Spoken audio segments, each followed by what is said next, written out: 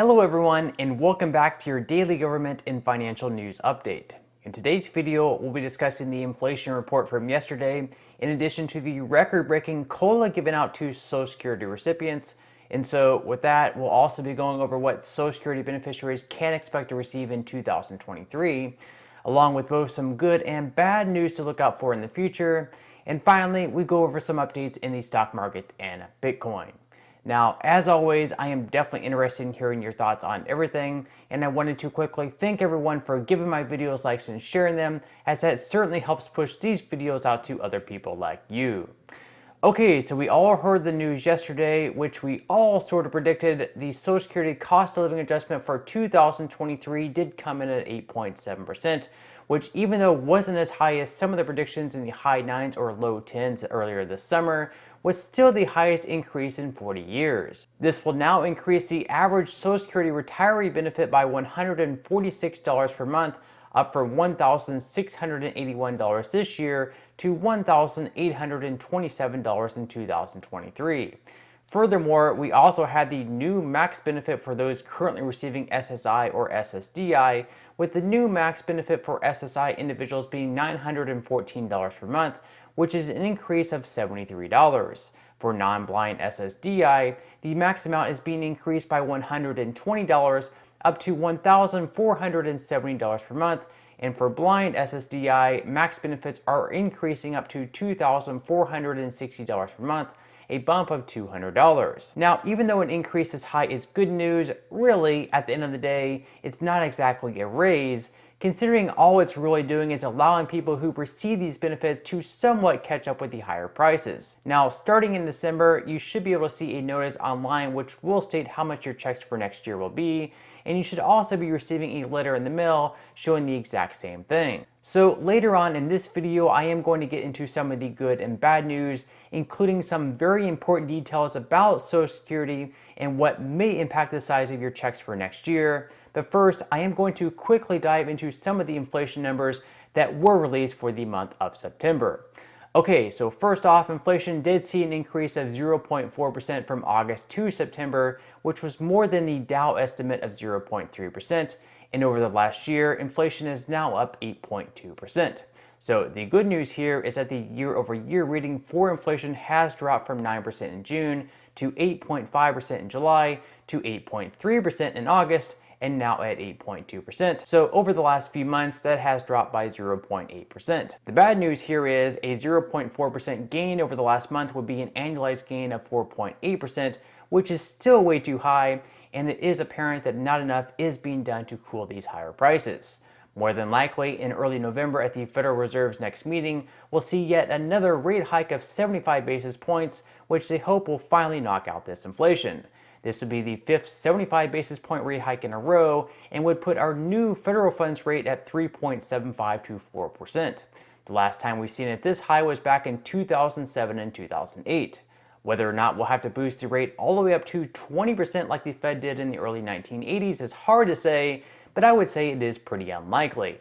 Now, three things that have really driven inflation over the last year are rent, food, health insurance, and of course gas prices. But with health insurance being up 28% since this time last year is, believe it or not, actually the largest increase ever seen.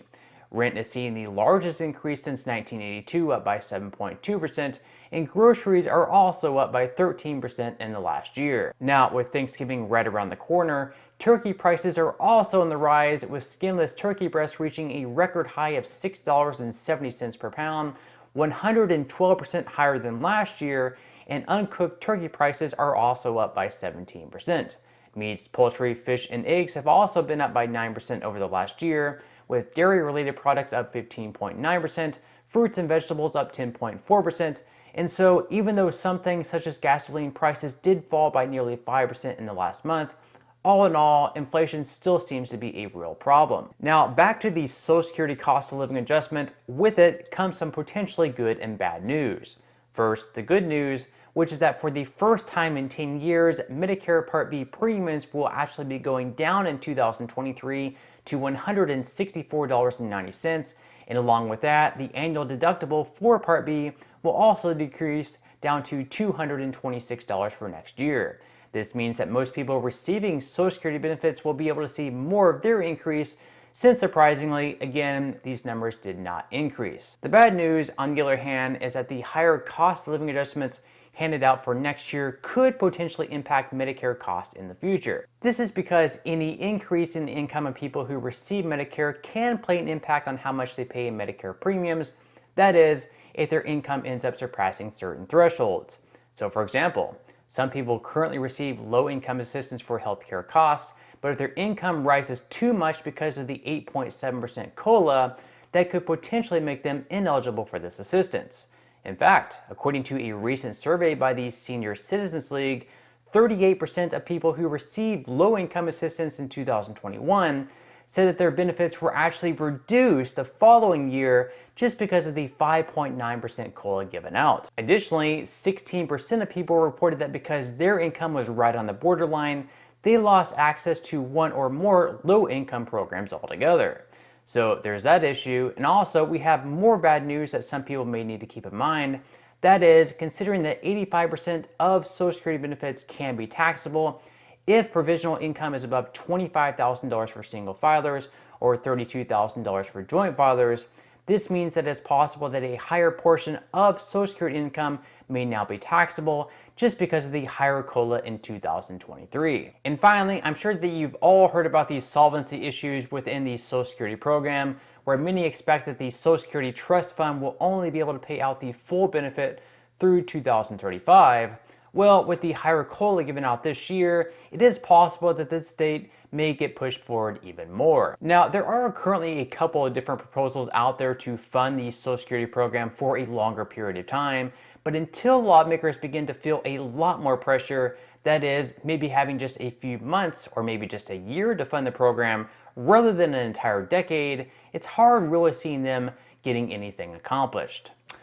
Okay, so now I'm going to quickly answer a question that I received in yesterday's video that I think a lot of people may also have. And if you have any comments or questions yourself, make sure to leave them in the comment section below. And as always, I'll do the best that I can to answer, or I may even answer it in a future video.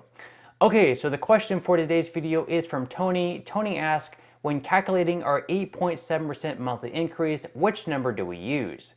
The amount we receive after all the deductions, such as Medicare, which would mean we would receive a smaller amount, or the amount before deductions, such as Medicare, which would mean that we would get a larger amount. I've always heard it both ways, which has confused me/us.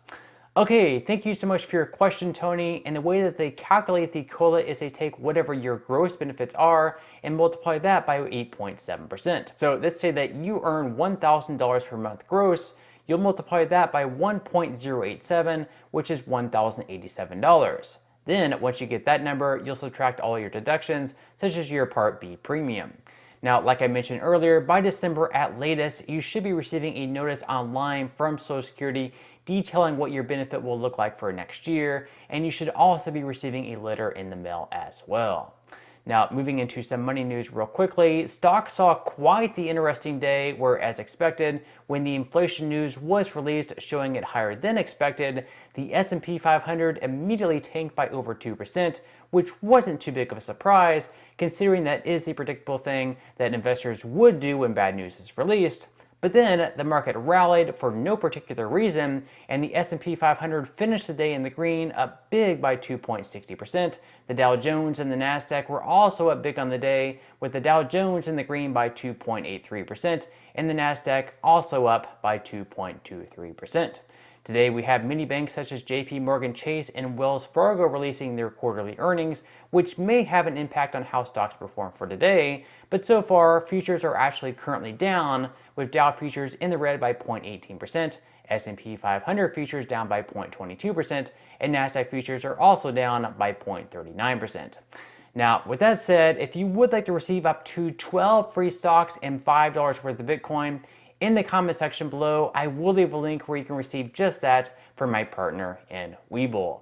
And even if you don't feel like investing at this time for whatever reason, once you receive the free stocks, what you can always do is just sell them for what they're worth and then transfer that money right back to your bank account. So in total, you should be receiving a value of at least $50 or more. Some people have actually received over $3,000 in the past. So really, you can think of this as just some free extra money with just a few minutes of work.